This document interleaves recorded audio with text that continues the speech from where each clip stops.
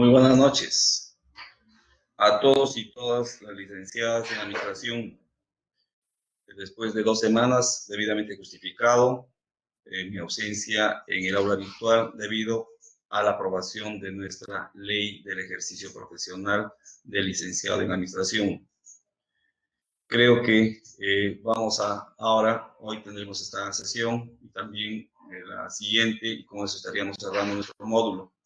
Pero hay algo muy importante a pedido de nuestros participantes, es respecto al trabajo final.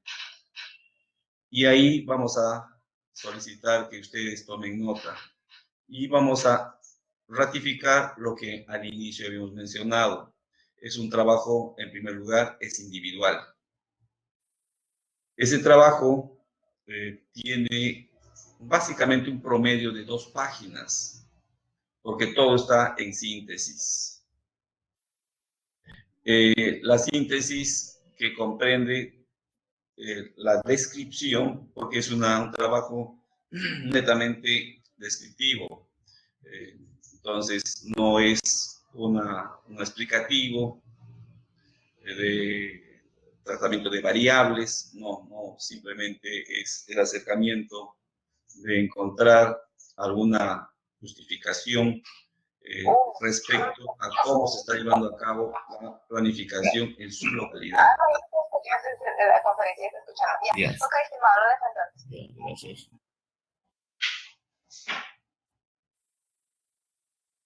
En ese sentido, entonces, lo que se pretende con el trabajo es el acercamiento del participante a los procesos de planificación que se han llevado a cabo en cada uno de sus localidades. Algunos podrán llevar a cabo su trabajo respecto a la municipalidad distrital, otros a la municipalidad provincial.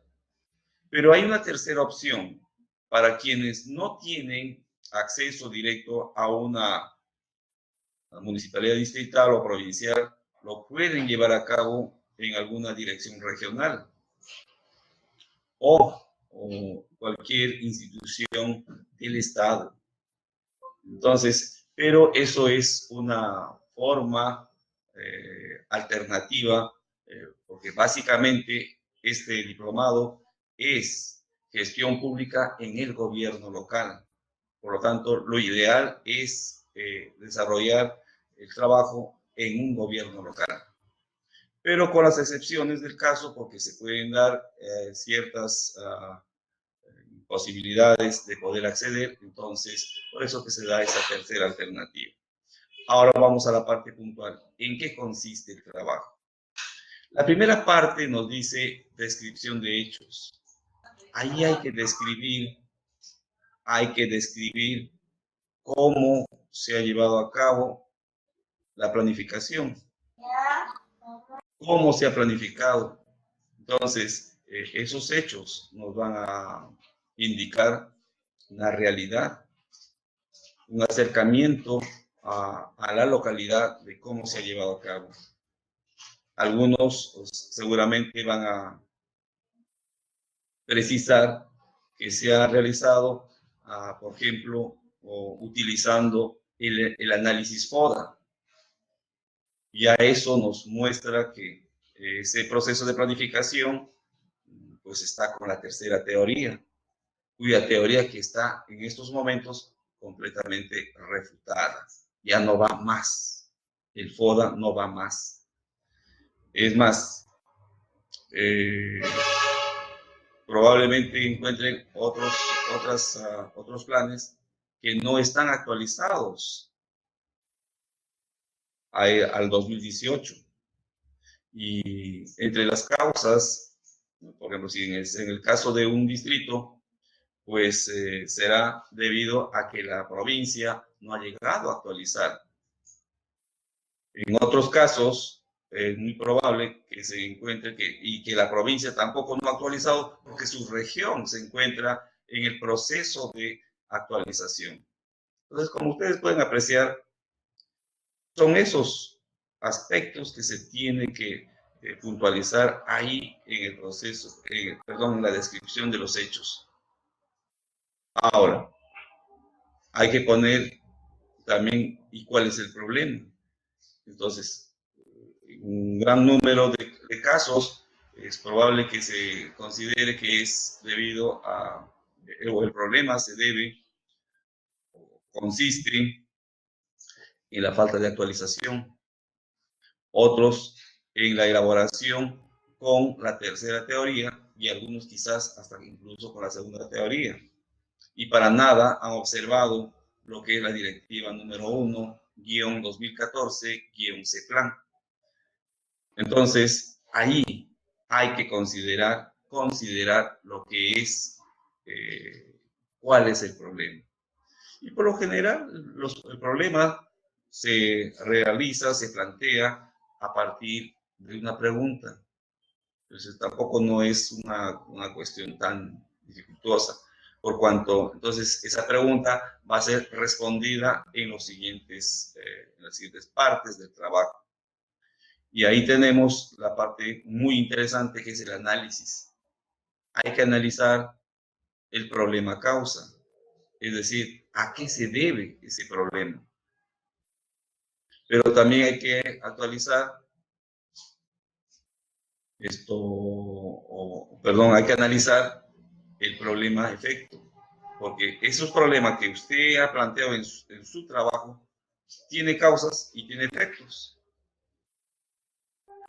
Y luego, en la otra parte, la siguiente parte es la alternativa, donde se utilizan los medios y los fines. Es decir, qué medios hay que utilizar para superar ese problema.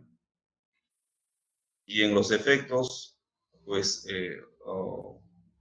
hay que definir qué es lo que se espera a partir del uso de esos medios. Y finalmente hay que llegar a las conclusiones. ¿Qué es una conclusión? No es otra cosa que la explicación descriptiva o la explicación relacional o explicación causal del problema. Y las recomendaciones vienen a ser prácticamente la solución al problema. Entonces, como ustedes pueden apreciar, en 2 páginas simplemente hay que acercarnos al proceso de planeamiento, cómo se llevó a cabo el planeamiento. Esa es una forma. Otra también es tomando un plan y luego habría que analizarlos y habría que plantear cuáles son los hechos a partir de con qué fecha fue aprobada, cuáles son los contenidos y entonces en ese sentido ya estábamos mostrando hechos. Habría que plantear el problema en ese mismo sentido. Y luego el resto ya viene, como lo hemos explicado, tanto en su análisis, en la alternativa de solución, las conclusiones y las recomendaciones. En todo caso, no se pretende que el trabajo contenga un nuevo plan. No, eso no es posible. El tiempo es muy cortito. Lo único que se pretende en este módulo es el empoderamiento, el acercamiento a lo que es el Sistema Nacional de Planeamiento Estratégico. Eso es todo. Si tendríamos el plazo de un semestre, bueno, ahí creo que por lo menos tenemos el tiempo prudencial o mínimo para poder salir adelante en lo que es el trabajo. Pero en este caso son 2 páginas en síntesis, simplemente es un acercamiento al Sistema Nacional de Planeamiento Estratégico del Estado. Entonces, con esa precisión, vamos a ver si tenemos algunas preguntas. En mi caso dice, no trabajo para el Estado. Todos los ciudadanos tenemos el derecho de acceder a la información. Ahora, en realidad, para el caso de nuestro participante que está poniendo que en mi caso no trabajo para el Estado, el acceso a la planificación es vía internet, vía las páginas web. Puede usted entrar a la página web de la municipalidad distrital o de su provincia y bajar el plan y hacer la revisión a través del método comparativo. En realidad, ese formato que le hemos entregado lo hemos repetido más de 3 veces. No es la única forma de presentar el trabajo. Ustedes pueden presentar bajo otros esquemas. Lo que sí, cualquier esquema sea, o cualquiera sean las formas, lo que sí debe contener siempre es un problema y la solución al problema. Eso es contundente. Y ahí viene la participación, la formación profesional del licenciado en administración, porque la planificación es un área temática de nosotros. Y en ese sentido, entonces, los trabajos no pueden, no son ajenos, no es ajeno al licenciado en administración, sino es parte de nuestra formación. Y en ese sentido, los participantes tienen todo una amplitud para poder expresarse en ello. Puede hacerlo en esas 2 páginas, como puede hacerlo en el formato que más crea por conveniente.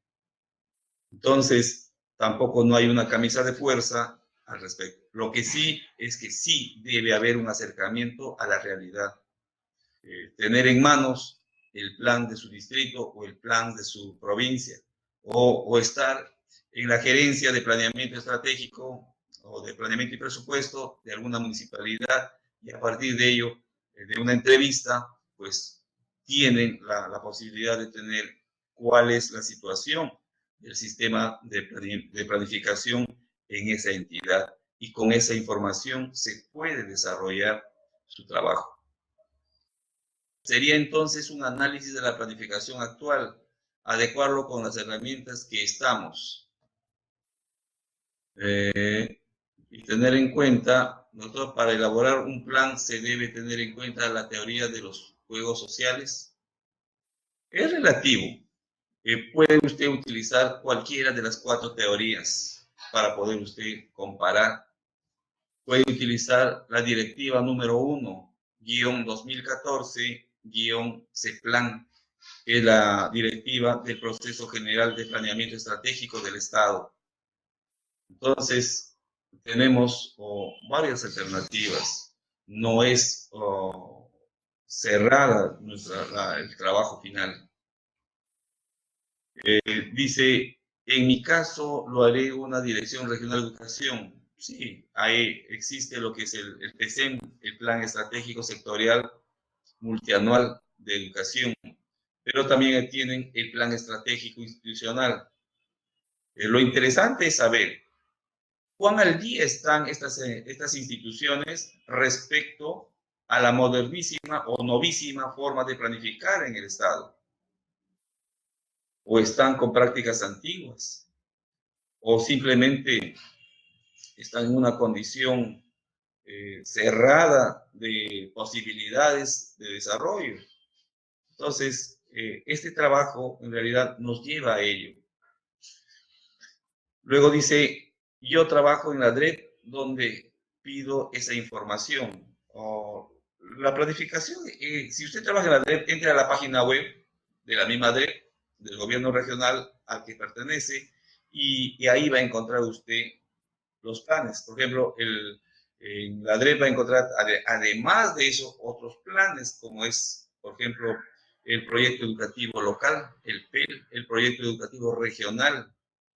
Entonces, sí, hay una dirección de planificación, ahí está, pero a veces no es necesario llegar todavía a estas dependencias, por cuanto ya estos documentos se encuentran en las páginas web.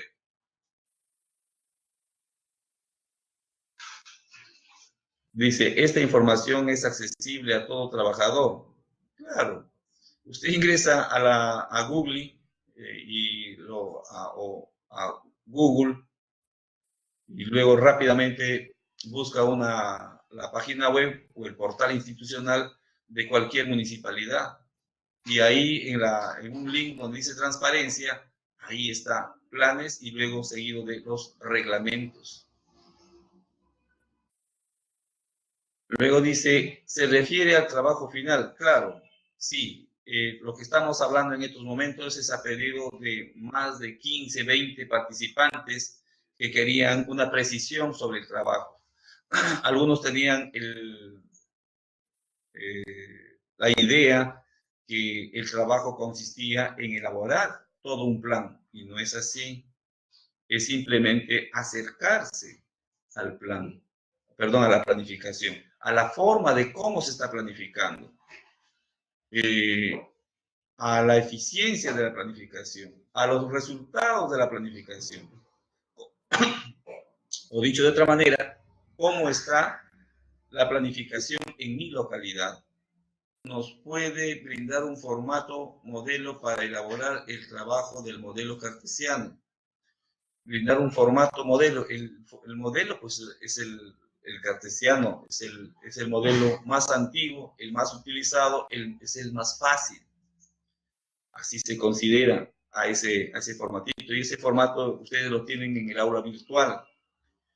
Por el interno le van a asesorar para que pueda usted bajarlo, ese formato. Todos lo tienen ya disponible, pero si usted desea, se le va a reenviar nuevamente a sus correos. Entonces está ya en Word y se puede desarrollar. Es bastante entendible. Pero si tiene usted otro formato, otro esquema, puede hacerlo. No tenemos absolutamente ningún impedimento ni obstáculo. Los planes están en la web. Sí, efectivamente, todos los planes están en la web. Claro, así es, la mayoría. Hay municipalidades distritales de la sierra que no tienen página web y lógicamente ellos no tienen, pero en realidad la mayoría de municipalidades, tanto de la costa como de las ciudades que están en la sierra, sí cuentan con sus portales institucionales, con sus páginas web, y ahí están los planes. Simplemente entonces ese trabajo es acercarse a lo que es el sistema de planificación. Bueno, entonces con esa aclaración vamos a continuar. Y aquí, a ver, ¿dónde nos hemos quedado? Esta es la fase del análisis prospectivo. Ya hemos estado desarrollando, lo hemos explicado, todo este proceso general en una forma de síntesis. Hemos desarrollado con bastante expectativa este punto novísimo de la planificación, que es el diseño del modelo conceptual. También dentro de ello hemos visto cuál es la finalidad y en realidad para poder determinar esta finalidad hay una necesidad básica del planificador, ser conocedor del método de investigación científica. Hemos definido y cómo el modelo conceptual se va a fundamentar en el estado de la cuestión, que también lo hemos explicado a profundidad. El proceso de la elaboración, como el paso 1, identificación del sector, el paso 2, identificación de los componentes, el gráfico del modelo conceptual, la elaboración del glosario de términos, y al final tenemos estos productos: el modelo conceptual y el glosario de términos. El glosario de términos para entender todos los términos que estamos utilizando acá en el modelo conceptual. Y eso ya nos lleva a uniformizar lo que se llama un solo lenguaje.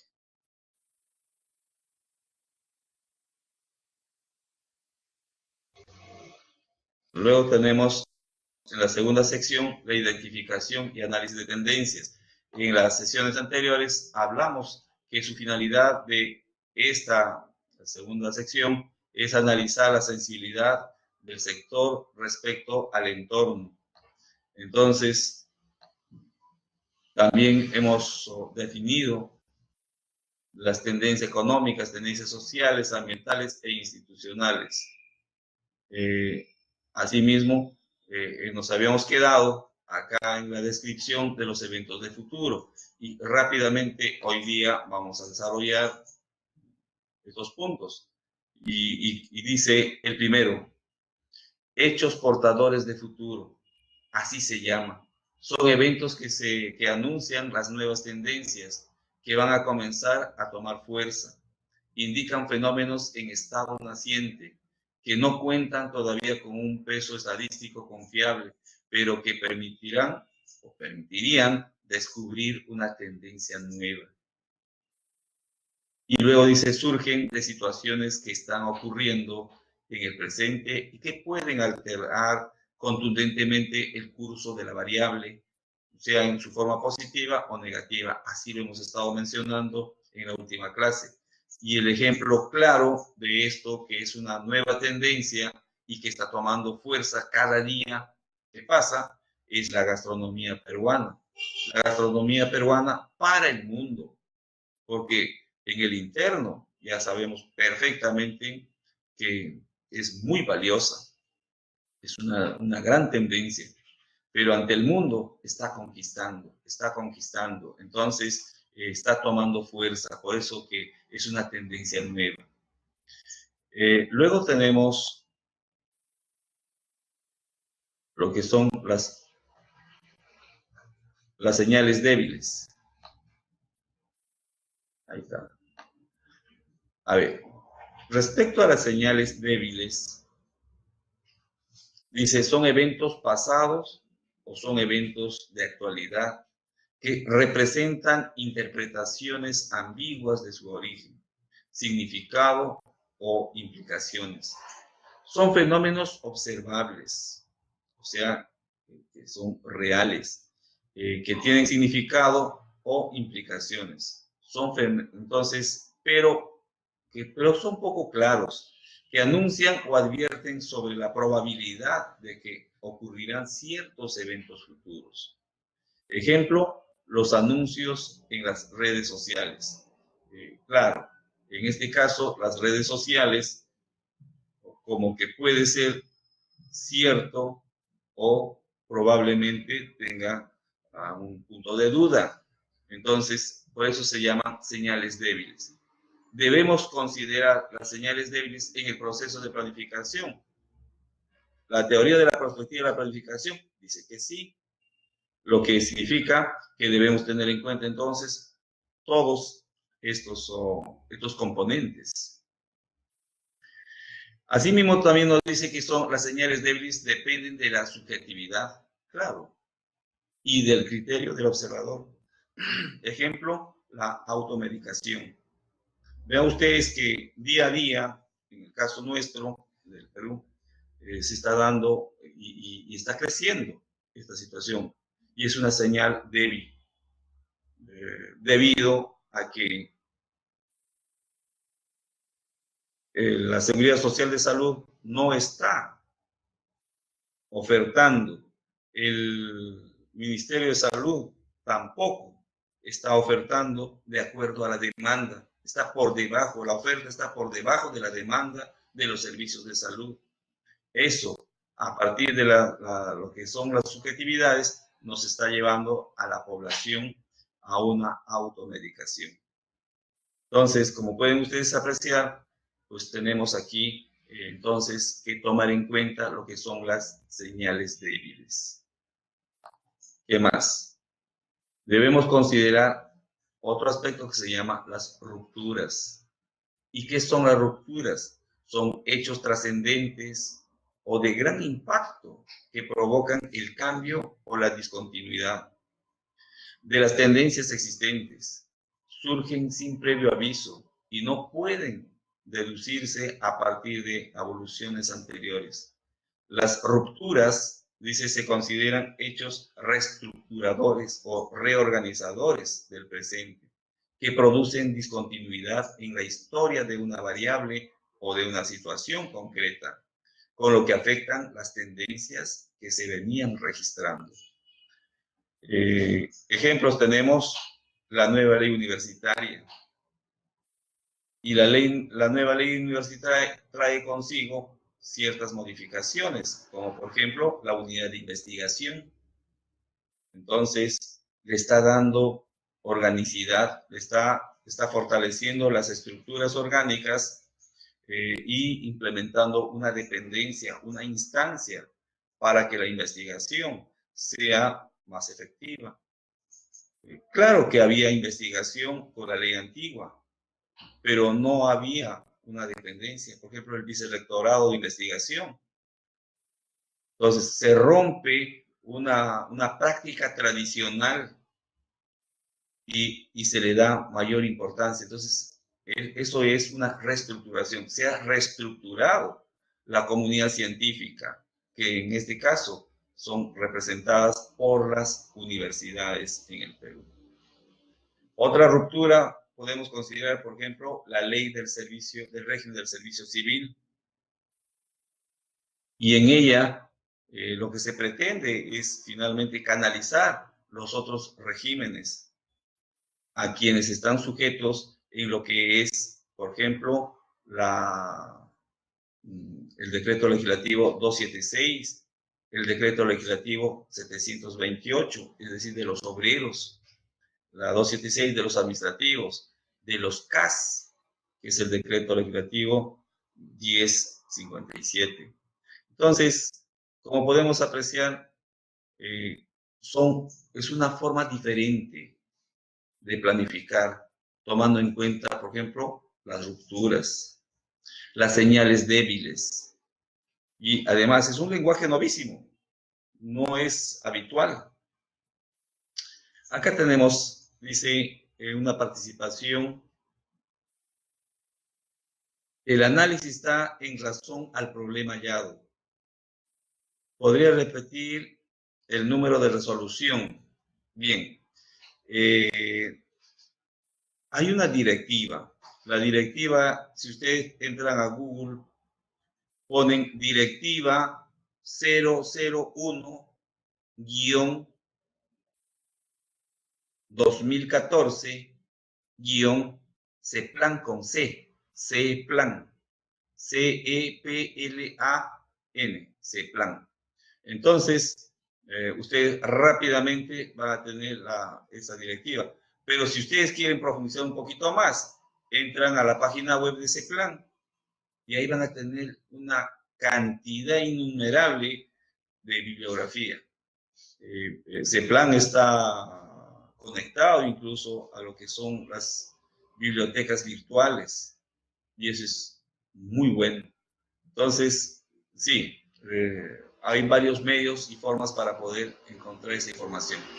Por otro lado, dice, doctor, cada gestión municipal que culmina deja personal que no cumplen los perfiles profesionales. Bueno, eso es cierto.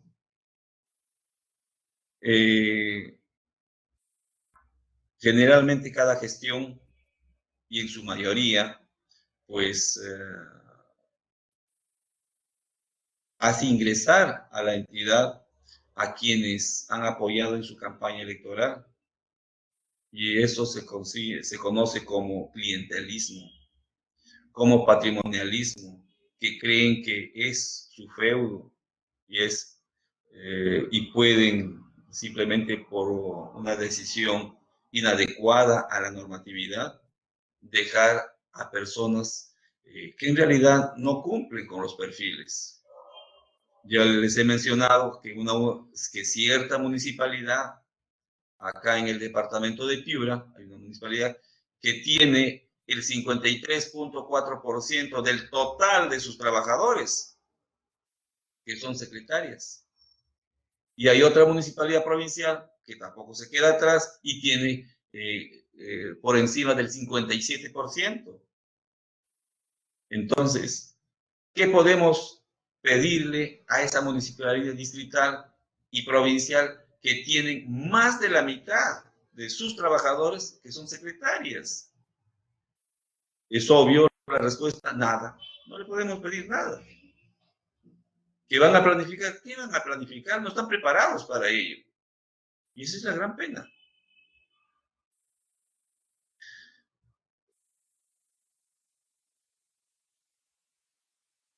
Dice, con relación a mi comuna, estoy desarrollando el plan de desarrollo concertado del periodo 2017-2021. El tema es amplio, elegido el tema de seguridad ciudadana del distrito de San Miguel. Está bien, simplemente vuelvo a insistir, el trabajo final es simplemente el acercamiento del participante al Sistema Nacional de Planificación. Es decir, de acuerdo a lo que observa, de acuerdo a lo que encuentra, va a describir algunos hechos concretos que le va a permitir plantear un problema y luego, a partir del análisis, puede identificar sus causas y también sus efectos.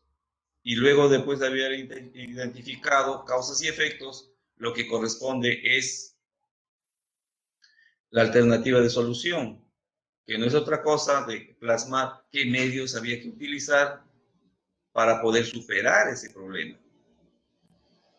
Y en las conclusiones viene la explicación descriptiva o la explicación causal del problema y las recomendaciones, que viene a ser no otra cosa que la solución del problema.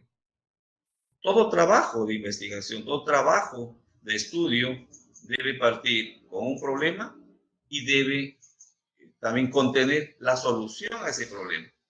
Porque si no tiene la solución al problema, entonces no es trabajo universitario, no es trabajo a nivel superior, es más profesional.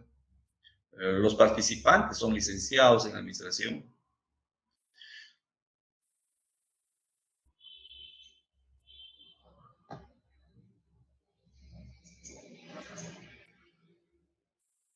A ver, vamos a continuar entonces con nuestra clase y vamos a ver las cartas salvajes. Así se conoce este otro punto y así debe ser tratado en el proceso de planificación. ¿Cuáles son las cartas salvajes? Por ejemplo, en la región Piura. ¿Cuáles son las cartas salvajes? En la región Junín, en la región Tacna, la región Cajamarca, la región Ancash.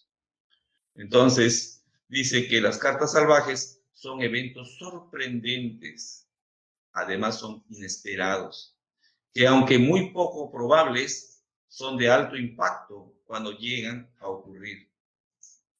John Petersen, en el año 2008, dice, incluyen grupos de eventos relacionados con sorpresas de la naturaleza, sorpresas intencionales y no intencionales como resultado de acciones humanas. Y tenemos como ejemplo el fenómeno del Niño, el terrorismo internacional, la inseguridad ciudadana. Cada día está esto en incremento. El gobierno nacional, por ejemplo, en cuanto a inseguridad ciudadana, ha creído que incrementando el número de policías, esto se va a controlar. Es decir, lo que ha hecho es simplemente paliar los efectos. Es como quien pretende resolver el problema de un árbol a partir de sus frutos. No. Sino que si no vamos a la raíz, que son las causas, el mal va a continuar. Los frutos van a salir podridos, infectados. Entonces, hay que ir a la raíz, a las causas. Y una de las causas, por ejemplo, se ve que es la educación. Mientras que no aseguremos una comunidad educadora, no vamos a tener una comunidad segura. Entonces, una comunidad segura se basa sobre una comunidad educadora. Y una comunidad educadora se basa en una comunidad saludable. Y una comunidad saludable, pues se fundamenta o se basa en lo que es sus programas de asistencia alimentaria. Este año, la desnutrición infantil se ha incrementado significativamente en Perú.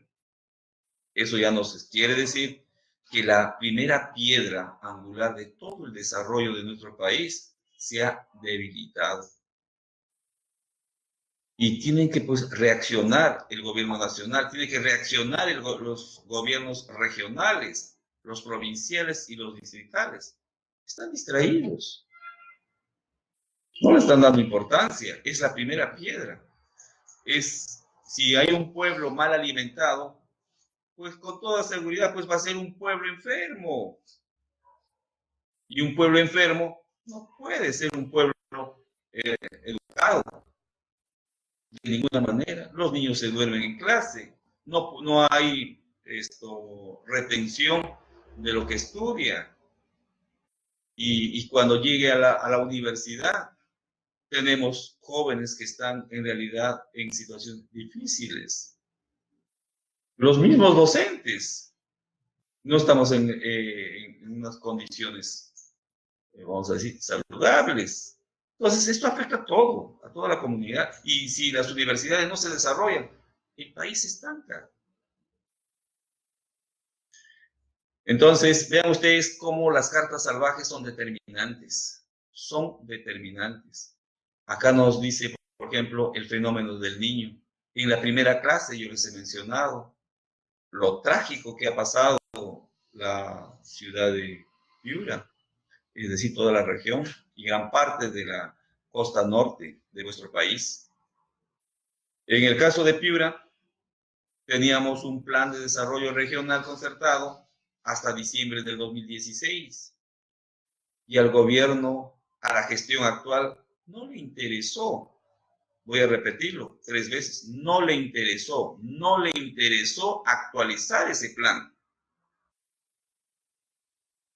Y en consecuencia prescribió al 31 de diciembre del 2016.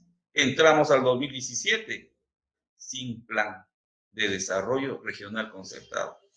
El plan madre, el plan matriz, el plan base de toda la región. Entonces, ¿qué pasó a los 2 meses? En febrero y marzo. Llegó el fenómeno del niño, o el niño costero. No estaba previsto. ¿Había capacidad de reacción? No ha habido capacidad de reacción ni del gobierno regional, mucho menos de los gobiernos provinciales y distritales.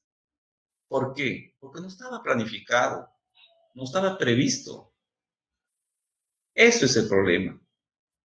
Esa es una carta salvaje, por ejemplo.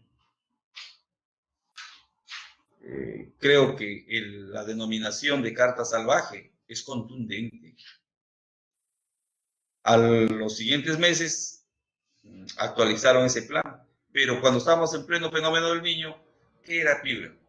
Podemos decir que era como un barco en alta mar, en plena tormenta y sin brújula. No sabíamos a dónde íbamos. Y hasta el día de hoy no sabemos. Porque si bien es cierto, hay un plan que hace poco se ha aprobado, un plan de desarrollo, pero eso no está socializado. Eso no está... no es conocido por todas los estratos sociales, estratos económicos. Hay ese silencio es en realidad muy perjudicial para todo esto. En el ejemplo también se pone el terrorismo internacional, donde en realidad pues esto no solamente nos tiene asustados, sino muy preocupados, por cuanto lo que sucede en los países del primer mundo repercute en los países en desarrollo, como es el caso de Perú. Entonces, pero eso hay que considerarlo en los planes de desarrollo. La pregunta es, ¿el actual plan de desarrollo que tenemos en las regiones, aquellos que han considerado todos estos aspectos? De forma muy relativa. Yo considero que la novísima forma de la planificación, de acuerdo a la teoría, la cuarta teoría de la perspectiva de la planificación, sustentada básicamente por la escuela francesa, en este caso su representante Godet, todavía va a demorar en Perú. Si bien es cierto, se implementó con fuerza ya en 2001 o a partir del 2001 en todos los países del primer mundo, Perú se ha demorado más de 13 años para convertirlo en una norma, que tan luego esa norma tuvo que ser modificada en los siguientes meses, porque carecía de varios aspectos. Aún así, ahora que está modificada, pero no está siendo implementada, no hay preocupación. Y si observamos, por ejemplo, los planes de gobierno presentados por los actuales candidatos regionales provinciales y distritales. Da mucho que desear. No hay una visión, una cosmovisión de ciudad, una cosmovisión de comunidad, comunidad saludable, comunidad educadora, comunidad segura, comunidad solidaria. Es una cadena de valor y es secuencial. Pues tienes que asegurar el primer eslabón para que el siguiente se pueda articular. Si no, no se articula. Bien, entonces acá tenemos, dice,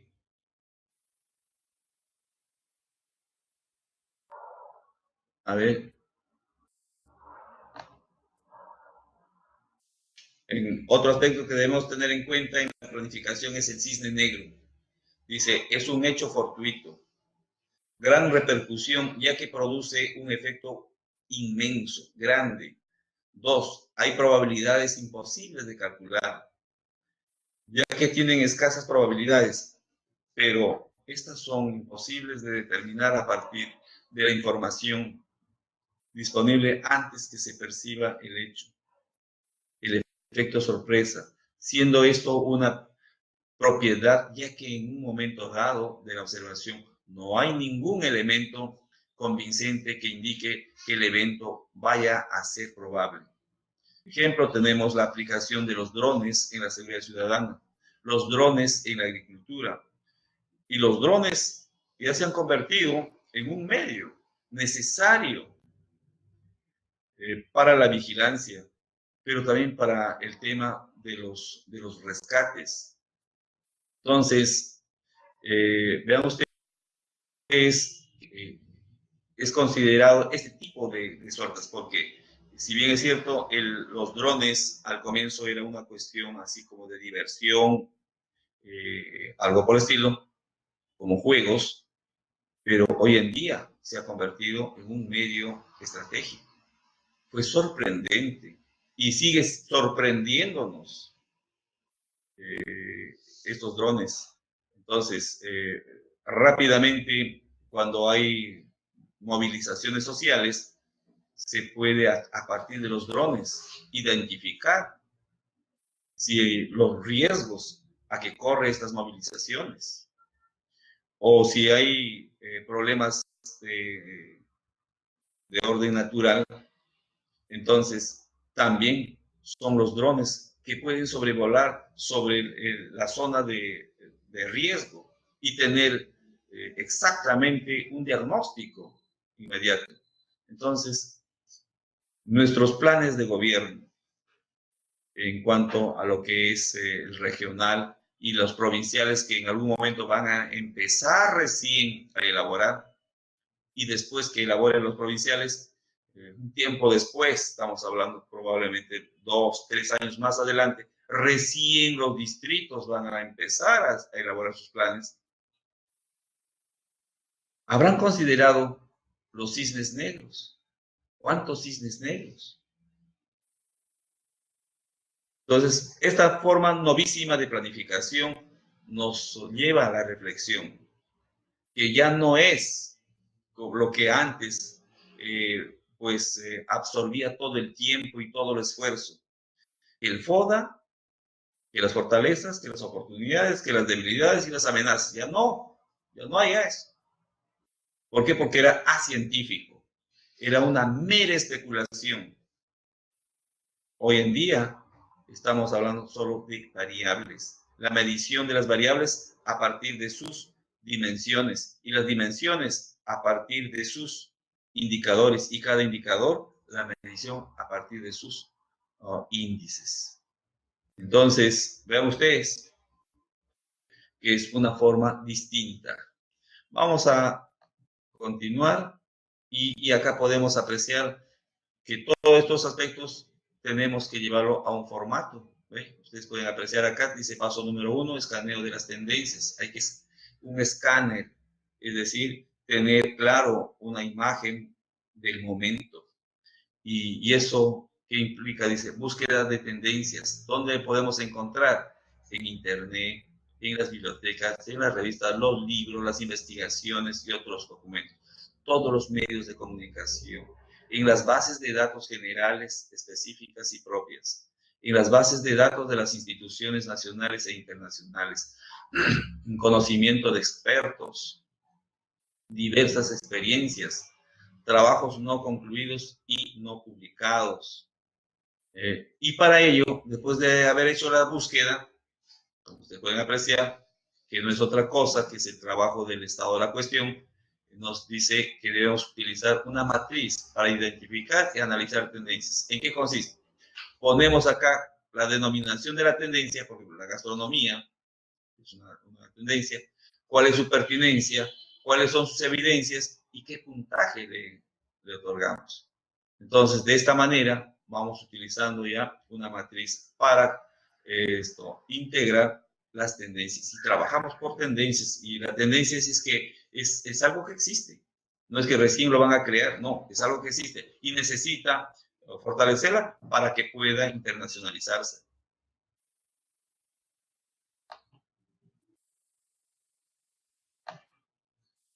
En el paso 2, hacemos una selección de tendencias. Y podemos apreciar acá, dice, en este paso, después de listar todas las tendencias identificadas, califique por criterio la pertinencia y la evidencia, usando una escala del 1 al 5, a fin de seleccionar las tendencias pertinentes para el sector o para el gobierno provincial o local. La valoración de la pertinencia y la evidencia debe realizarse por un grupo de expertos. Entonces, si la tendencia, pues, nuevamente, no puede ser realizado, como muy bien lo dicen acá los participantes, por gente que no reúne el perfil. Tiene que ser, pues, gente experta, gente que conoce no solamente del proceso de planificación, sino el pleno dominio del método de investigación científica, que es el requisito elemental y básico para elaborar los planes. Ya que ustedes pueden ver acá, el valor dice, acá hay un valor 1, valor 2, valor 3, valor 4, valor 5, y tenemos acá la pertinencia y acá la evidencia. Y como podemos apreciar, dice acá, la pertinencia es el grado de vinculación o relación que tiene la tendencia con el sector. Y aquí la evidencia que dice hace referencia a la confiabilidad de los datos cualitativos o cuantitativos que sustentan la existencia de una tendencia. Entonces, acá vamos a llevar a un grado de asociación de estos dos aspectos, que es la pertinencia y la evidencia. Y en consecuencia, acá podemos tener en el puntaje máximo. La tendencia tiene muy alta pertinencia, mientras que la más bajita dice la tendencia no es pertinente o lo que es una escasa o es en escasa medida. Igual, la medida en evidencia dice, existe evidencia contundente que demuestre la existencia de la tendencia. Y aquí dice, no existe evidencia. Entonces, ¿cuál es lo adecuado? Lo adecuado es que como mínimo la tendencia tiene una mediana pertinencia y también existe una cierta evidencia que demuestra la existencia de la tendencia, acá en el punto medio. Eso es lo que debe ser. Si es así, entonces la tendencia va a ser valorada, integrada, incorporada y tratada. Lo ideal es que tenga acá, la tendencia tiene una alta pertinencia. Eso es lo ideal. Lo ideal también es que exista una evidencia contundente que demuestre la existencia de la tendencia.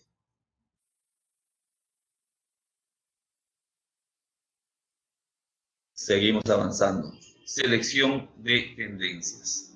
Finalmente, liste dice las tendencias priorizadas utilizando del archivo 2.1, matriz de identificación y análisis de tendencias. Entonces acá le vamos a dar un orden de prelación. ¿Cuál es la tendencia número 1? ¿Cuál es la tendencia número 2? La tendencia número 3, y así sucesivamente, todo el número de tendencias. Acá en el ejemplo hay 10, pero puede ser 14, puede ser 25, puede ser más de 30 tendencias. Depende de la complejidad de cada región, de cada territorio. Entonces, y esto nos lleva a partir del análisis, de un trabajo eminentemente científico. No es que yo creo, yo pienso, me imagino, considero que debería ser la número 1 tal tendencia. No, eso así no es. Entonces, se trabaja a partir de lo que es la medición de las variables. Por otro lado, tenemos el paso 3, análisis del impacto de las tendencias. En este paso, dice, analice el impacto de cada una de las tendencias priorizadas en cada uno de los componentes. Entonces, dice más, si la tendencia impacta a un componente, se marca dicho componente con el código o la identificación de la tendencia.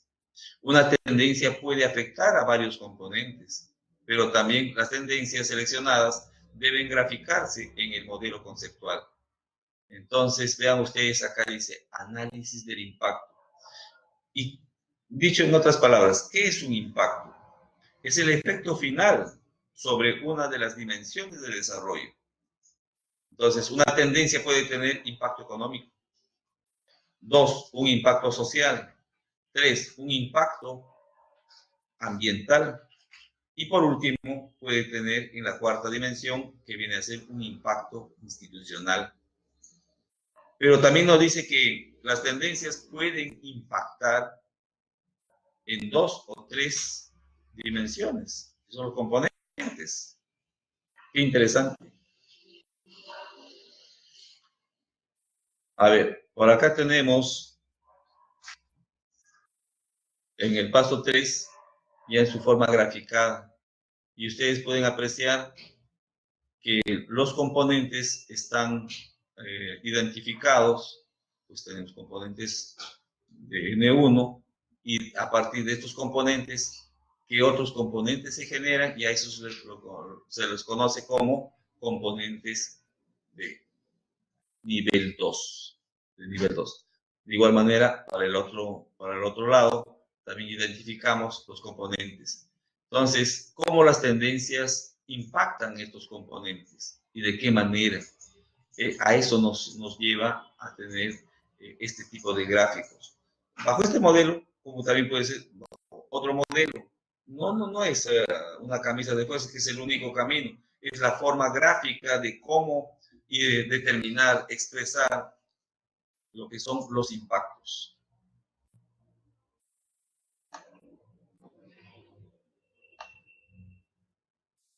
Y como producto tenemos dos cosas: el listado de las tendencias, con su pertinencia, con su evidencia y sus puntajes.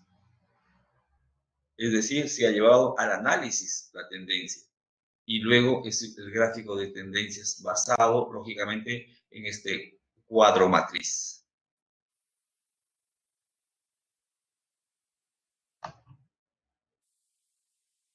En la tercera sección tenemos la identificación de las variables estratégicas. Identificación de variables estratégicas. Para comentar un poquito al respecto, primero habría que hacer un concepto. Y el concepto nos dice que se identifican las variables endógenas y las exógenas, es decir, lo que están dentro son manejables, y aquellas que son exógenas considerar que no están dentro de nuestro alcance de manejarlos. Y se componen, dice, que componen el sector o el territorio, en este caso la región o la provincia, y de las cuales luego se seleccionarán las variables estratégicas. Dice, una variable estratégica es una parte o es una cualidad o una característica concreta del tema de estudio, perfectamente identificable y distinta de otras, con capacidad de cambiar y de ser medida o evaluada. Aquí hay que complementar algo. Las variables son explicadas, son descritas, incluso pueden ser o medidas a través de las teorías. Recordemos que la teoría, para hacer teoría, primero fue práctica. Entonces, las teorías describen, explican y predicen el objeto conocible, es decir, lo que queremos conocer, predicen. Ah, ¿y qué es lo que queremos conocer nosotros? Las variables. Ya en la clase inicial de la vez pasada, hemos mencionado que el Instituto de Massachusetts ha publicado que cualquier barrio de cualquier parte del mundo tiene más o menos 598 variables. Vean ustedes, 598 variables. La pregunta es, ¿cuántas variables ha considerado el Plan de Desarrollo Regional Concertado de Piura? Pues no llega ni siquiera así, ni siquiera llega a la quinta parte de lo que es el total de variables. Entonces, ha planificado en forma parcial. Es más, esas 598 variables, más o menos, promedio, que dice el Instituto de Massachusetts, pues genera o contiene más de 3 millones de datos. 3 millones de datos. ¿Y con cuántos datos ha sido formulada el plan de desarrollo regional? Con escasos datos. Entonces, no manejamos toda la información. Eso ya nos dice que se tiene que actualizar con carácter de urgente. Y lo que está ocurriendo aquí está ocurriendo en todo el país.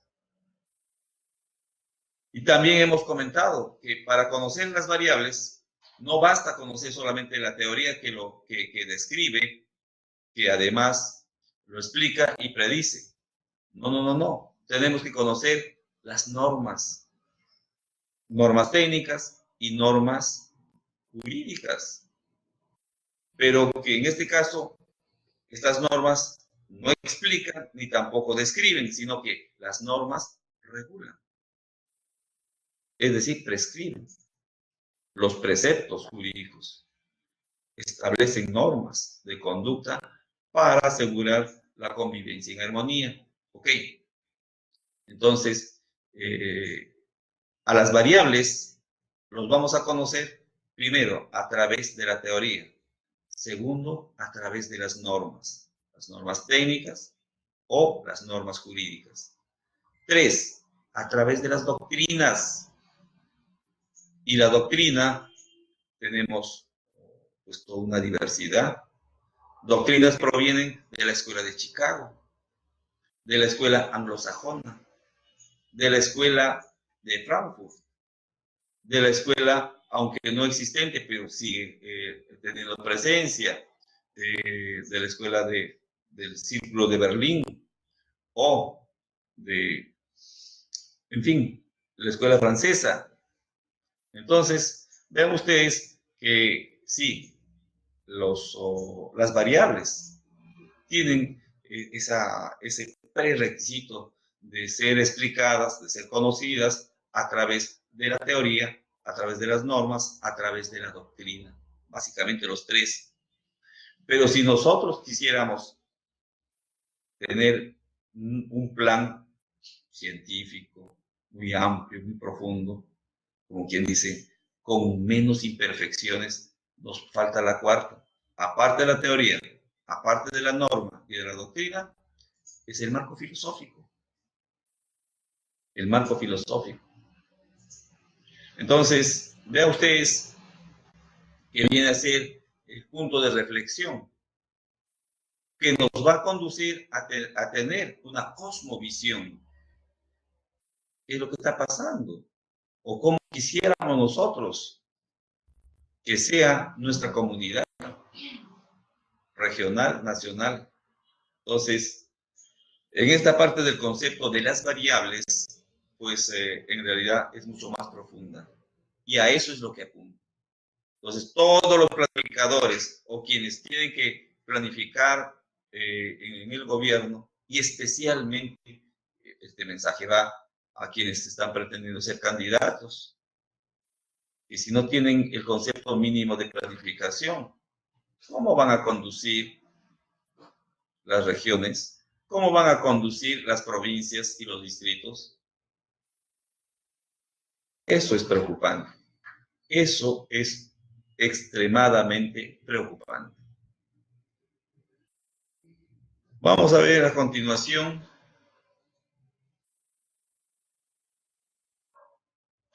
dice identificación de variables estratégicas. Y aquí en este cuadro trabajamos a partir de un sistema, donde cada sistema va a tener su subsistema y cada subsistema sus propias variables. Y luego vamos a darle una prioridad. Entonces, aquí en el ejemplo tenemos el sistema educativo. ¿Y qué subsistemas comprenden? Todo el grupo de docentes.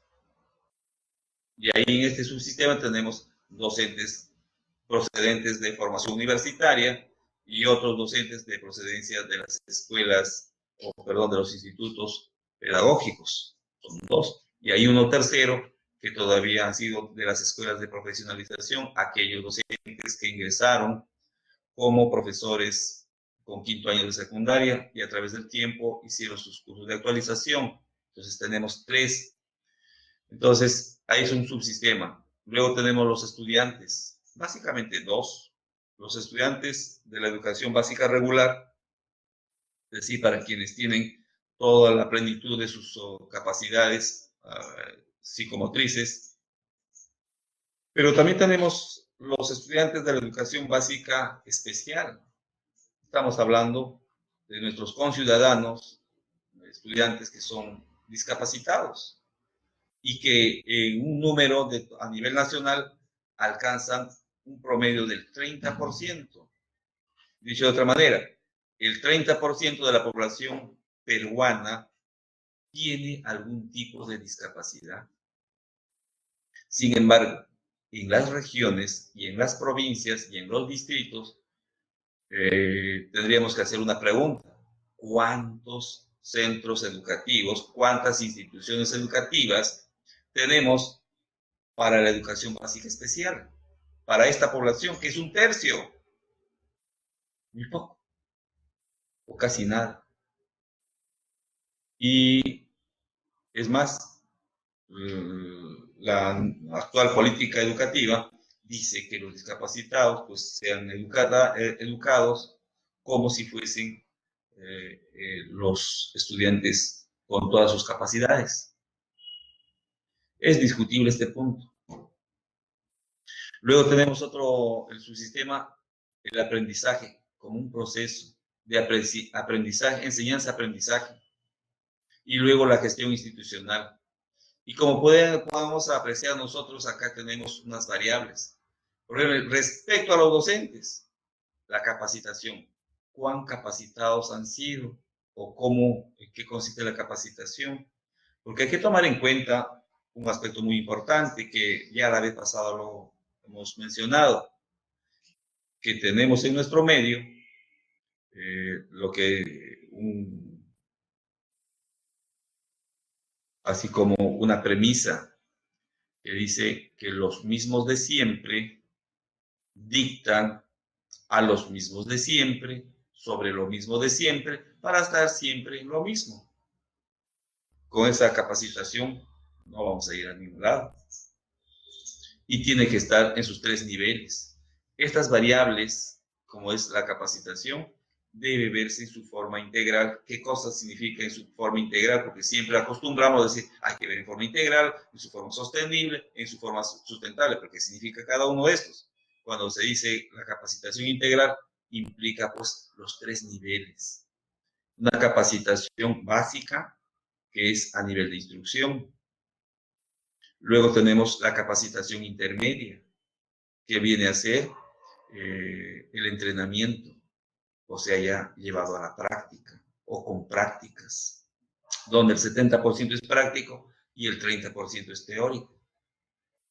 Luego tenemos el tercer nivel, que es la capacitación avanzada, es decir, ya no es instrucción, tampoco entrenamiento, sino ya es transformación, el adiestramiento, ser un diestro en ciertas capacidades cognitivas. Entonces, vean ustedes, nosotros no pasamos del primer nivel. Si hacemos una revisión de todos los programas de capacitación, nos hemos estancado por décadas en el primer nivel. No pasamos al segundo nivel porque no hay laboratorios, no hay la parte práctica. El docente que enseña es el docente que está encerradito en sus 4 paredes de la universidad o del instituto y no tiene práctica en su especialidad. Entonces, ese es un problema de reflexión. Por eso que es una variable. Ahora, en el tema de investigación, voy a partir básicamente qué está pasando con los docentes en la variable de la investigación. El docente que se compró por casualidad el libro de Hernández, él cree que toda la investigación, el mundo de la investigación, es como lo dice ese autor. Pero el que compró el libro de Bernal, pues piensa, cree, supone, se imagina que el mundo de la investigación es como dice Bernal. Y acá ya tenemos 2 posiciones. Y habrá un tercero, un cuarto, un quinto, una variedad. Es un problema. Es un problema que nos vamos a poner de acuerdo. Porque cuando actúan los docentes como asesores de los trabajos de investigación, lo hacen de acuerdo al librito que han leído o al único librito que tienen. Y el estudiante, si ha leído otro libro, hay un conflicto. No se entiende el asesor con su estudiante, con el investigador. Y la cosa se va a complicar cuando esto va hacia el jurado. Tenemos probablemente 3 jurados y los jurados tienen 3 posiciones. Eso en realidad es un problema inmenso. No hay uniformidad. Y la investigación es más allá de. En cuanto a los estudiantes, tenemos variables como la cobertura. En el aprendizaje, la puntuación de la prueba ESE, la currícula.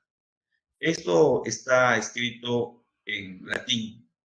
Dice, no se dice la currícula, sino el currícula. El currícula que implica el plural, que en castellano se debería decir los currículos. Entonces, esa es otra variable. Y ahí tenemos grandes problemas. Ya lo hemos mencionado, por ejemplo, la vez pasada, cómo los planes de estudios juegan un rol importantísimo en el desarrollo del país, de las regiones, de las localidades. Y nos damos con la ingrata sorpresa que, por ejemplo, ciertos planes de estudios de todas las carreras, no hay un curso que debe ser transversal, como por ejemplo teoría de la calidad 1, teoría de la calidad 2. Y lo hemos dicho que mientras que los profesionales en su proceso de formación no hayan tenido estos cursos, ¿qué calidad van a brindar?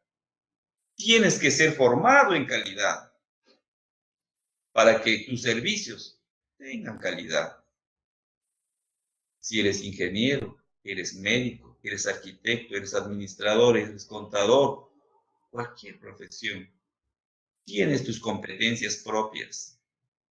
Y esas competencias, esos servicios que vas a prestar, lo podrías hacer con calidad siempre y en cuando has sido formado con la calidad. No basta que hablen hasta el hartazgo en las aulas que la calidad y la calidad y la calidad, pero a ver, ¿cuál es una teoría de la calidad?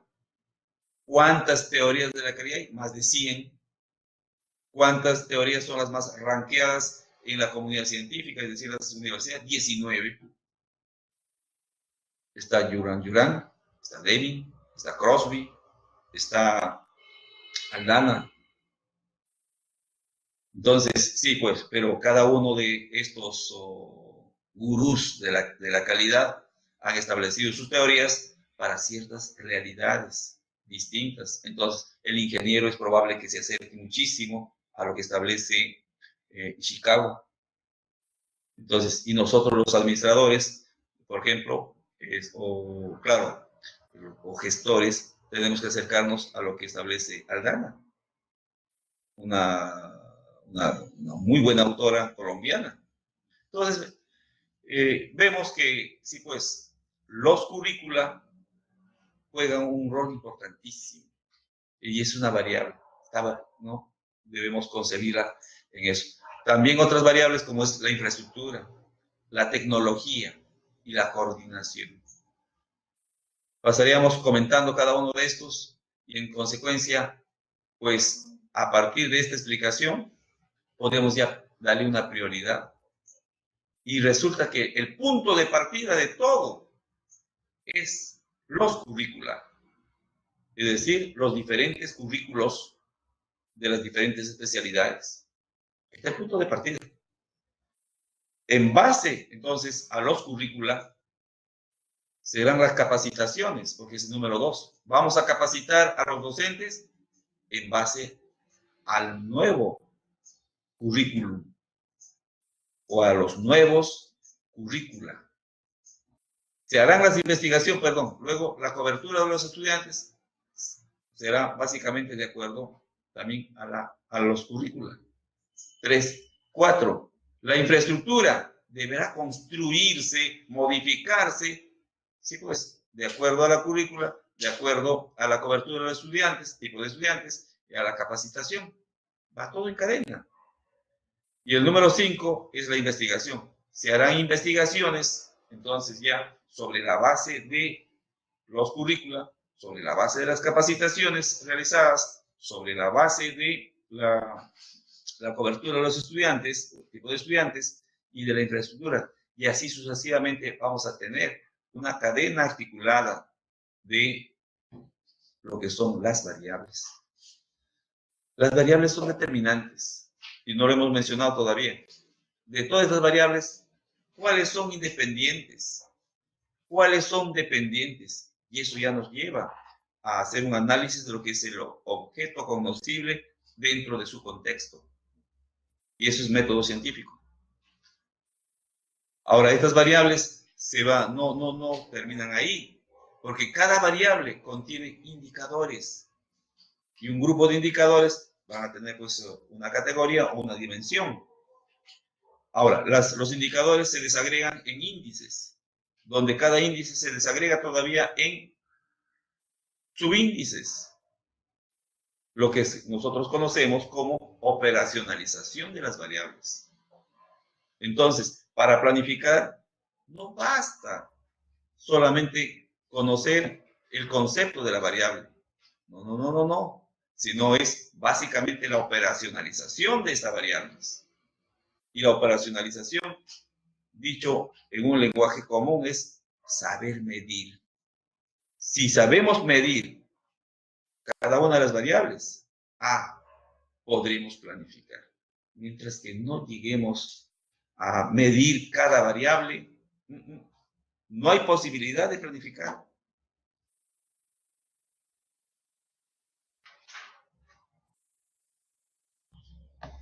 A ver, seguimos.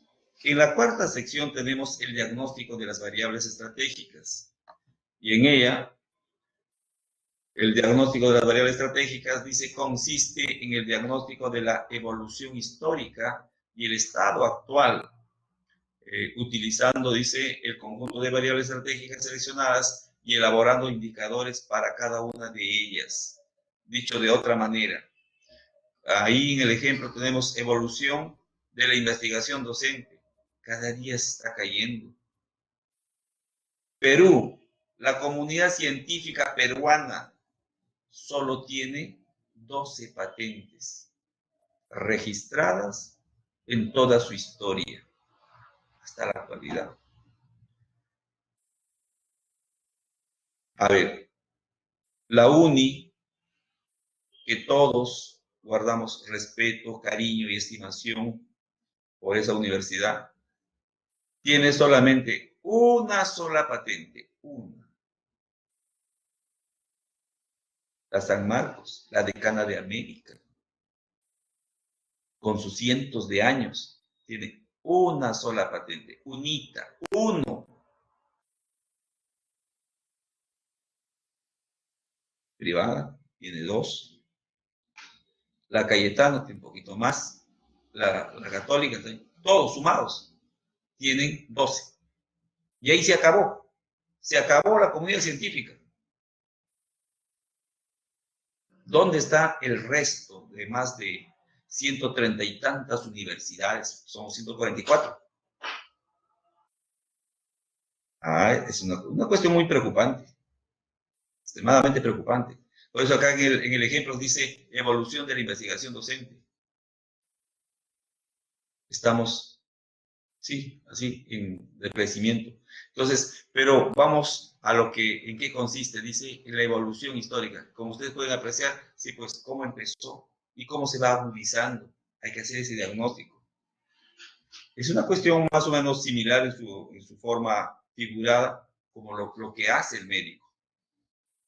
Sí, entonces, sí, el médico pues toma diferentes pruebas, observa, ausculta, es más, con diferentes medios, y puede decir finalmente cuál es la gravedad. Es eso lo que tenemos que llegar. El planificador tiene que llegar a determinar pues, ese diagnóstico de las variables, cada variable, cómo está la variable educación, cómo está la variable, en fin, la variable presupuesto, la variable seguridad ciudadana, la variable, un montón de variables. Y no podemos crear e inventar variables. Ojo, no podemos crear, mucho menos inventar, imaginarnos variables. No, variables se dice solamente aquellas que tienen su respectiva teoría, que así lo describe, que lo explica y lo predice. Entonces, variables solamente están dentro del contexto científico, porque las teorías son científicas, es parte de la ciencia, fueron elaboradas por científicos. Entonces, vean ustedes, qué interesante con el diagnóstico de las variables. Muchísimo que conversar en realidad. En la quinta parte, terminando ya este punto, es la construcción de escenarios. Si yo ya tengo totalmente claro un modelo de desarrollo regional, número 2, tengo totalmente claro cuáles son las tendencias que han empezado, que están en situación intermedia, las que ya están corcovando, están cayendo, y luego tengo las variables totalmente identificadas y luego completamente diagnosticadas, es decir, operacionalizadas, medidas. Ahora sí ya puedo construir escenarios con lo que se tiene, con las variables. Y nuevamente insisto, variables solamente son aquellas que tienen su respectiva teoría, es decir, su descripción, explicación y predicción de cada uno de estos como objetos conocibles. En ese sentido, rápidamente podemos decir la construcción de escenarios. Vean ustedes, vamos a tener 3 escenarios. El escenario tendencial, el escenario exploratorio o escenarios exploratorios, y cuál sería el escenario óptimo. Entonces, vean ustedes, acá dice que, en primer lugar, el escenario tendencial se deduce del posible comportamiento a futuro de cada una de las variables estratégicas, respetando el patrón histórico de cada una de ellas. A ver, el escenario tendencial dice, se deduce, método deductivo, del posible comportamiento a futuro de cada una de las variables estratégicas, respetando el patrón histórico de cada una de ellas. Qué interesante. Y aquí esto es estadística, esto es SPS. vamos a someter las variables a un tratamiento estadístico y en consecuencia vamos a ver cuál es la tendencia. Eso dice, cuál es el comportamiento a futuro de cada una de las variables. Si podemos medirla, podemos controlarla. Y si podemos controlarla, podemos modificarla para mejorar la realidad. En ese sentido, entonces, primero tenemos que tener un escenario tendencial. ¿Cuáles son las tendencias de cada una de las variables? Luego tenemos escenarios exploratorios. Son posibles modificaciones en el comportamiento de algunas de las variables estratégicas que generan cambios significativos en el futuro o diferentes a los previstos en el escenario tendencial. Bueno, acá en este escenario exploratorio, entonces, sí, nos permite ver algunas posibles modificaciones que podríamos realizar. Si es así, entonces se considera, porque no lo vamos a dejar pues correr, si la tendencia es negativa, vamos a dejar que termine siendo negativo. No, no, no, no. El escenario exploratorio nos permite detener esa tendencia negativa para convertirla en una tendencia positiva. Luego tenemos el escenario óptimo. Es el mejor estado posible de futuro de cada variable estratégica, frente al cual puede compararse cualquier situación pasada, presente o futuro. Entonces, aquí tenemos los tres escenarios. Y veamos acá en la tablita. En la tablita tenemos de la variable 1 hasta la variable 5. Y dice actualmente, le damos una ponderación. Dice, hay 4, de 5, de 6. ¿Cuál es el escenario tendencial? ¿Cuál es el escenario óptimo? Todo óptimo significa pues, que en la máxima puntuación 10 cada uno. ¿Sí? Acá, ¿cuál es el escenario exploratorio? Y también tienen unos puntajes relativos de 7, 5, 6, 5, 6. Bueno, y luego podemos llevar a un gráfico de cada una de las tendencias. Vean ustedes, acá tiene el puntaje 10, que sería en este caso, acá es el escenario óptimo de la variable 1. Pero acá también tenemos la variable 5. Y aquí tenemos, por ejemplo, en color celeste, dice escenario exploratorio. Entonces, el escenario exploratorio, la variable 5, vamos a ver acá, exploratorio, variable 5, está en 7. Vamos a verificar si es cierto. Entonces acá dice el número 7 está acá y bajamos si efectivamente está en el número 7.